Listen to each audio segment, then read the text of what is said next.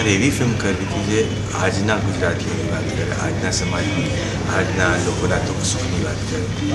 મને બહુ મજા પડી.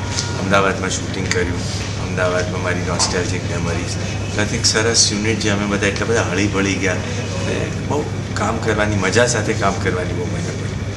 And that is what I respect and that is what I liked very much. Okay, people who are not from this film but they are passionate about either this subject or passionate about making a film. And both એટલા જ ઇન્ટરેસ્ટથી કેટલા જ સ્ટુડિયસલી એ લોકો કરાય. And that is what appealed to me the most.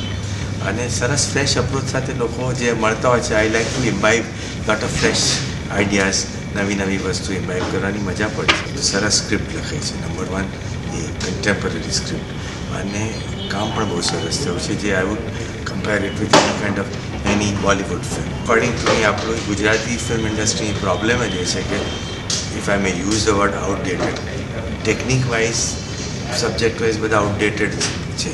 તમે અમુક section માટે અમુક ફિલ્મો બનાવો બરાબર છે, પણ ઘણા બધા બીજા લોકો છે જેમને ઘણી બીજી વસ્તુ જોવાની ગમતી હોય છે. અને મોડર્ન ટેકનિક જ્યારે ઘણી બધી રિજનલ ફિલ્મો પણ અપડેટેડ થઈને અત્યારની ફિલ્મો બનાવે છે તો આપણી કેમ નહીં?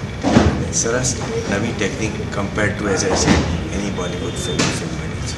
ચોક્કસ તમે આ ગુજરાતી ફિલ્મ જોવા આવો, કારણ કે તમારી જે ગુજરાતી ફિલ્મની જે ઇમેજ છે એવી આ ફિલ્મ નથી. એક હિન્દી ફિલ્મ જેવી જ આ એક હિન્દી ફિલ્મ છે કે ગુજરાતી ભાષામાં છે. એટલી જ એન્ટરટેનિંગ છે, એટલી જ મજા પડશે. અને સાથે એક એવા સબ્જેક્ટની વાત કરે છે જે આજનો સબ્જેક્ટ છે અને આમાં આપણા બધામાંથી કંઈ ને કંઈ એ સબ્જેક્ટ જોડે આઈડેન્ટિફાઈ કરીશું. એટલે ચોક્કસ આવો અને જરૂર જુઓ.